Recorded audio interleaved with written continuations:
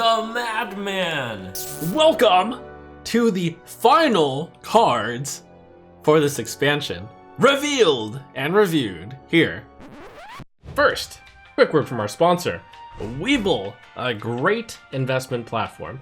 They're offering a fantastic value deal where if you deposit at least 1 cent and open a new account from the United States, you're going to collect $34 or more. But there's a lot of good reasons past the free money to open an account. First of all, it's just got a really clean interface.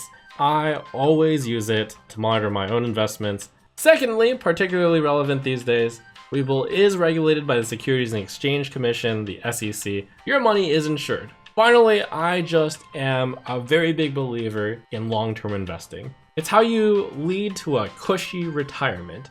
You might have already begun on another investing platform. That's great. Why not try this one out too? If you haven't begun yet, nothing would make me happier than starting your journey here, getting your free money, and then putting it in a well-diversified low-cost index fund, perhaps, and letting it sit for decades. Ideally, you keep pouring money in as you can, and then letting it grow. Helps out the channel a lot when you open an account with Webull as well. Use the link below, collect your free money, get investing. Starting off with the Hunter, the package that's being highlighted for Hunter is Arcane Spells. Interesting. So the two big payoff cards for Hunter are the Conjured Arrow, 2 mana Arcane Spell, deal 2 mana to a minion, mana thirst 6, draw that many cards. If you are dealing 4 damage with Conjured Arrow, you're gonna draw 4 cards. Wow. Of course, you have to, with the mana thirst 6, be at 6 mana crystals or more. The other payoff, Eversong Portal, 4 mana Arcane Spell, summon 1 4/4 links with Rush, improved by spell damage. If you had the 2 spell damage, then this would summon 3 4/4 links with Rush for 4 mana. That's actually very impressive. How do you get spell damage onto these 2 spells, which are clearly really good if you actually get spell damage?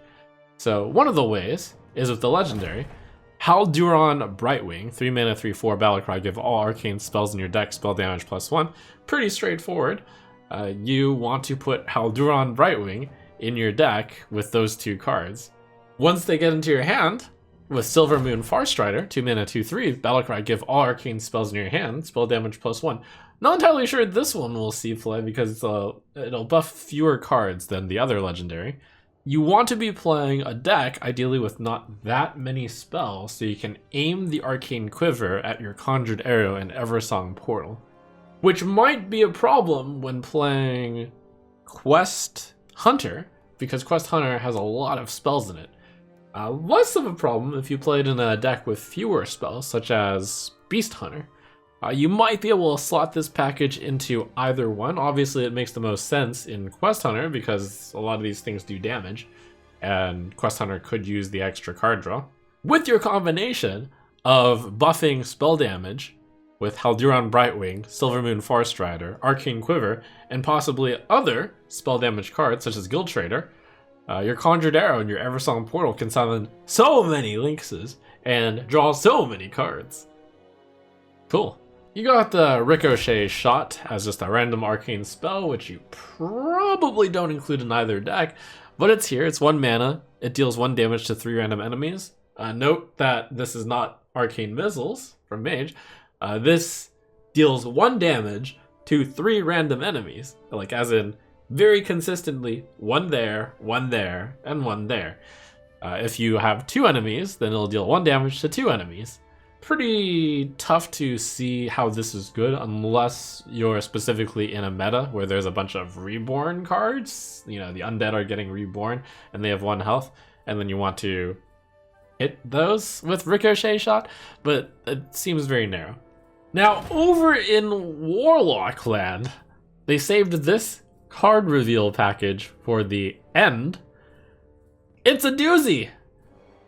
I'm not entirely sure I understand it yet. The first thing is to identify what the package is trying to do, and I think the card that ties it all together or attempts to has already been shown. So let's show it again. Amorphous Slime. It's the 5 mana 5/3. Battlecry, discard a random undead, death rattle, summon a copy of it. So the idea appears to be a callback to Carnivorous Cube of the past, where you cheated out big demons with Skull of the Minari and Possessed Lackey, and then you used Carnivorous Cube to kill the demon and then summon more copies of it. Amorphous Slime cuts out the middleman of Lackey and Skull of the Minari. It gets the undead from your hand onto it, and then the death rattle cheats it into play. But with newly revealed Shallow Grave, this is kind of like the Carnivorous Cube part. You trigger the slime, and then you end up with 2 copies of the big undead that you discarded. So for 7 mana, you get 2 of your largest undead, which is a pretty big payoff. Anything could perhaps be a big undead card with Twisting Tether. 4 mana shadow spell, destroy a minion, give its stats to a random undead in your hand. Now, I'm not entirely sure that it works this way. I think it does.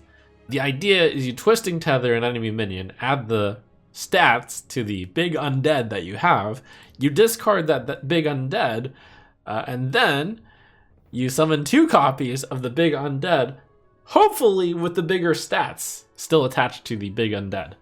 So what are the big undead? Well, we got the legendary here. Darkon Drathier, 8 mana 6/6 undead, lifesteal at the end of your turn, deal 6 damage to the enemy hero.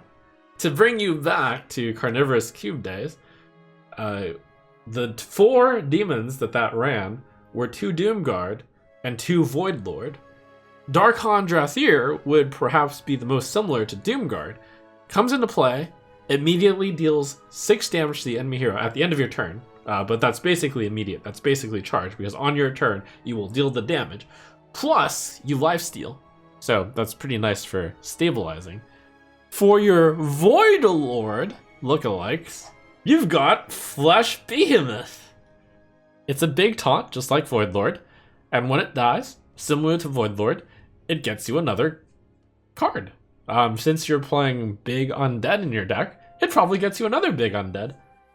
That might be better than Voidlord. Unfortunately, where this all seems to fall apart is that those are the big undead. That's the problem. That Flesh Behemoth doesn't actually summon a copy of a good undead. Like, the other options you have are invincible, which isn't very good if you have no other undead. And that's it! There just aren't that many good big undead. There's Savage and Mirjar as well. That is a pretty big undead, and you do skip the discard 2 cards, and it's got Rush. But it's like, it already costs so little. Do we really want to spend the effort to cheat out Mirjar? I don't know about that one. Anyways, after you cheat out that big undead, you can use Infantry Reanimator to resurrect the undead and give it Reborn. That's especially good if you resurrected a big undead with Death Rattle.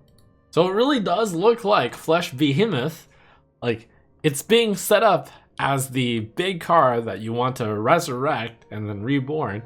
And then when this dies, it'll summon like 2 undead. That's pretty sweet, but I feel like you're gonna pretty quickly run out of undead in this deck. By the way, Devourer of Souls is here just in case you do have multiple cards with Death Rattle on them. I'm not entirely sure how to make this all work. I'll be honest with you. I think that it currently doesn't work, but I said the same thing for Carnivorous Cube with the same expansion that Skull of the Minari, Possessed Lackey, Voidlord. They all came out and they all worked together. Like, could this be that moment? Mind Warlock is a deck that currently works by summoning a lot of imps, using the Phylactery to put the Mind Death Rattle of deal 4 damage to the enemy hero onto all of your minions.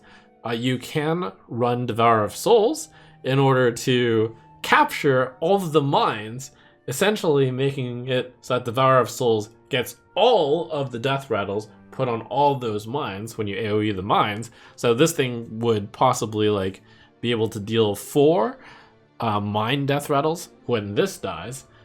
which would be like a 1 mana 1/3 Death Rattle, deal 16 damage. Cool, but ultimately gross overkill. It appears that Mind Warlock does not actually need this extra damage. So there you have it. All the cards from March of the Lich King. We've reviewed them all. Now, the task is to put them all together. Exciting times ahead.